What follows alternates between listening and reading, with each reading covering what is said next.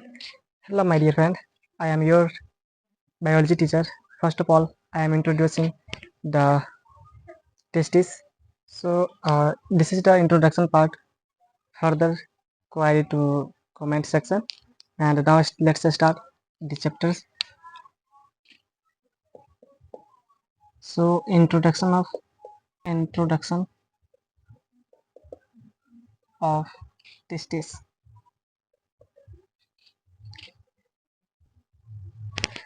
Testis के बारे में हम कुछ बोलें तो टेस्टिस है ना, मेल रिप्रोडक्टिव ऑर्गन है।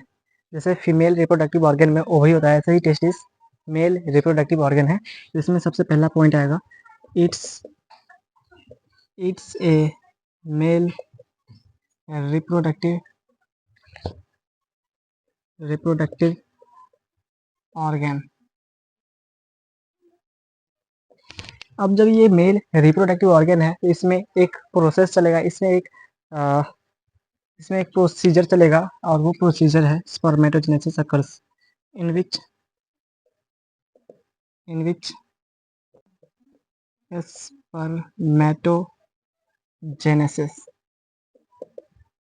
Spermatogenesis occurs. इसमें एक प्रोसेस चलेगा जो प्रोसेस है स्पर्मेटोजेनेसिस। और जब इसमें स्पर्मेटोजेनेसिस प्रोसीजर चलेगा तो स्पर्मेटोजेनेसिस के बाद आफ्टर स्पर्मेटोजेनेसिस फॉर्म स्पर्म। तो क्या इसमें फॉर्म होगा? स्पर्म। बट वो स्पर्म जो है ना, उसमें स्पीड नहीं होता है, जिसके वजह से उस स्पर्म को स्पर्मेटिड नाम बोला जाता है। तो स्पर्मेटोजेनेसिस के द्वारा के बाद क्या फॉर्म होता है? स्पर्म। लिखेंगे आफ्टर स्पर्मेटोजेनेसिस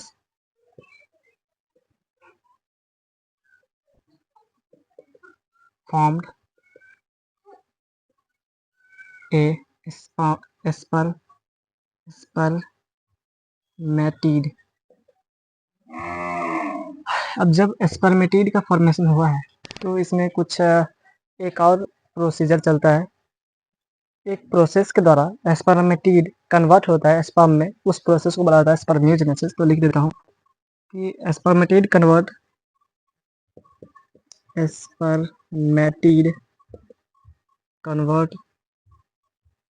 into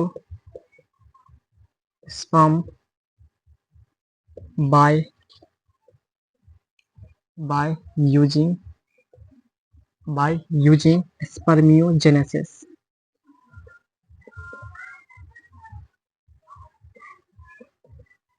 स्पर्मियोजेनेसिस एक प्रोसेस है जिसके द्वारा स्पर्मेटिड कन्वर्ट हो जाता है स्पर्म में। यहाँ तक क्लियर है? अब जब ये स्पर्मियोजेनेसिस के द्वारा स्पर्म जो है स्पर्मेटिड जो है स्पर्म में कन्वर्ट हुआ, तो आखिर में ये स्पर्मियोजेनेसिस और ये स्पर्मेटोजेनेसिस कहाँ चलता है? एक्चुअल में देखा जाए तो ये जो आप देख रहे हैं स्पर्मेटोजेनेसिस, ये टेस्टिस में चलता तो लेकिन टेस्टिस में बहुत सारे पार्ट्स हैं। उसका जब स्ट्रक्चर दिखेगा, हॉल स्ट्रक्चर दिखेगा, तो उसमें बहुत सारे पार्ट्स आते हैं, और उस पार्ट्स के अंदर एक आता है सेमिनिफरस ट्यूब्यूल्स। तो सेमिनिफरस ट्यूब्यूल्स में ये चलता है स्पर्मेटोजेनेसिस। तो लिखेंगे in seminiferous tubules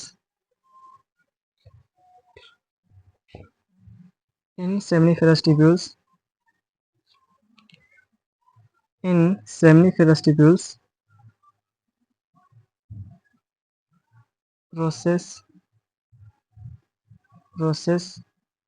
occurs like spermatogenesis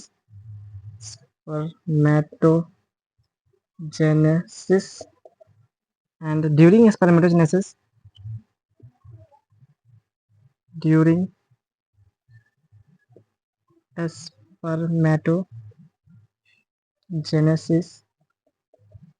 formed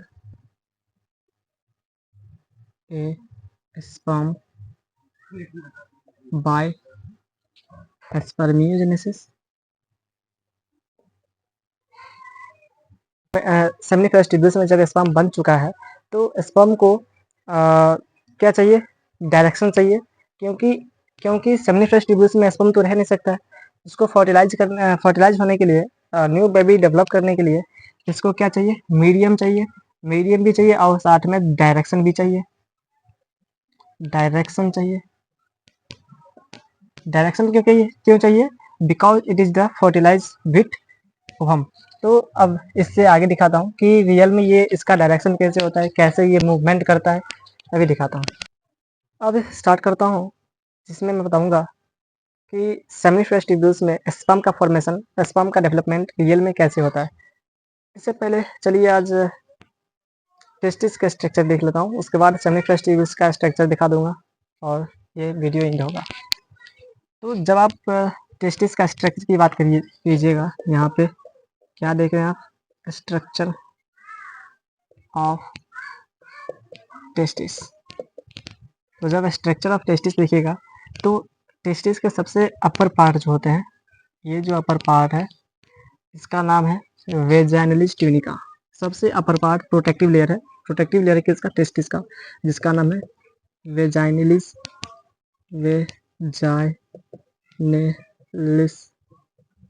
tunica.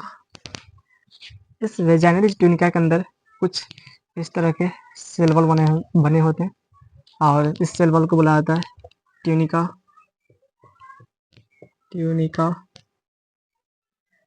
Lobules.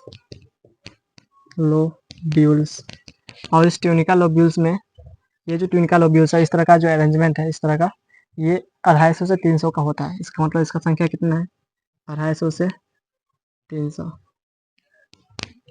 और इसी ट्यूनिका लोब्यूल्स के अंदर क्या आता है, सेमनीफेरस ट्यूब्यूल्स आता है।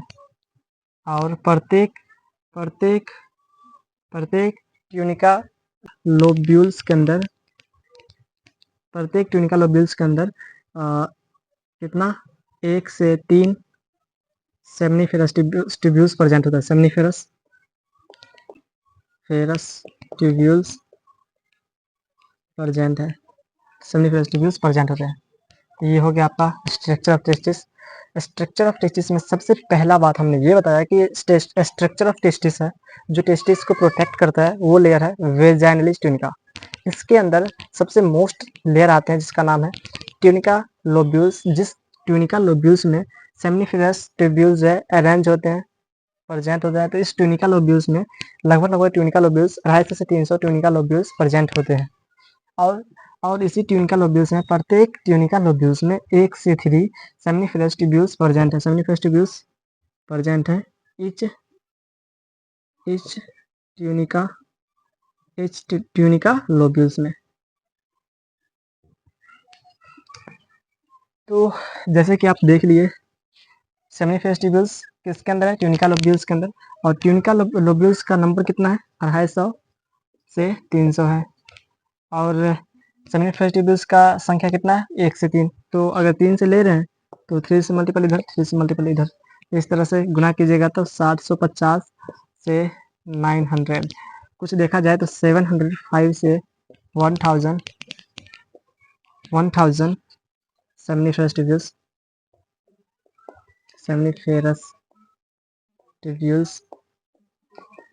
प्रेजेंट होते हैं, प्रेजेंट इन वन टेस्टिस।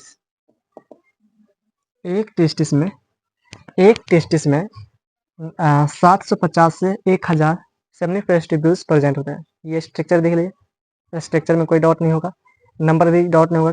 मगर मान लीजिए कि कभी क्वेश्चन आ जाए कि number of seminiferous tubules in one testis is equal to, कभी कभी ऑप्शन में कुछ दे सकता है, लेकिन वो आंसर, रियल आंसर कितना होगा, 750 दे सकता है या 1000 दे सकता है। तो आशा करता हूँ कि वीडियो आपको अच्छा लगा होगा। इसी वीडियो के साथ, इसी टॉपिक के साथ इस वीडियो को मैं एंड करता हूँ।